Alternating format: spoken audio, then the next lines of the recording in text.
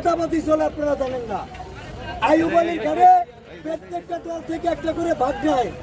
7টা দলের কাছ থেকে ভাগ নেয়। আইয়ুব আলী একজন ঘাট মালিক, কিসের টাকা নাই। এই ঘাটটা হইলো জহিরের, আগে ছিল বাচ্চুর। 5 তারিখের আগে ছিল বাচ্চুর ক্ষমতা। বাচ্চু আর জহির ছিল ভাই, এখন 2 ভাই না। আচ্ছা, 5 তারিখের আগে জহিরের ক্ষমতা ছিল, বাচ্চুর ক্ষমতা ছিল। বাচ্চু এই ঘাটটা বিরাট চাঁদাবাজি করছে।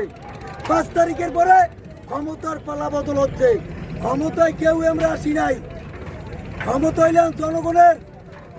এই জনগণের ক্ষমতার মধ্যে জহিরের নেতৃত্বে, বাচ্চুর নেতৃত্বে এখানে চাঁদাবাজি চলে।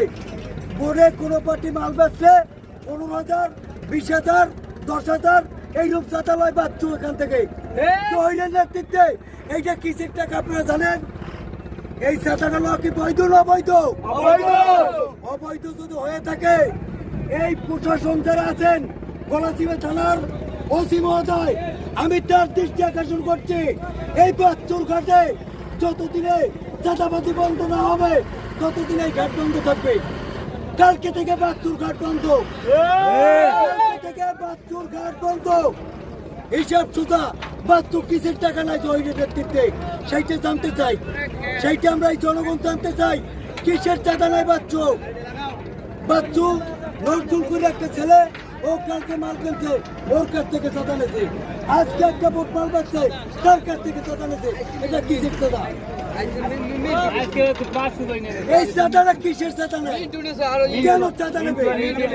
মেয়েরা চাঁদা বাচ্চাই যে চাঁদা নেছে, তার পিছনে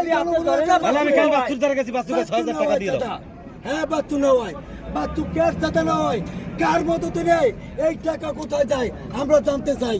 হিসাব সোজা।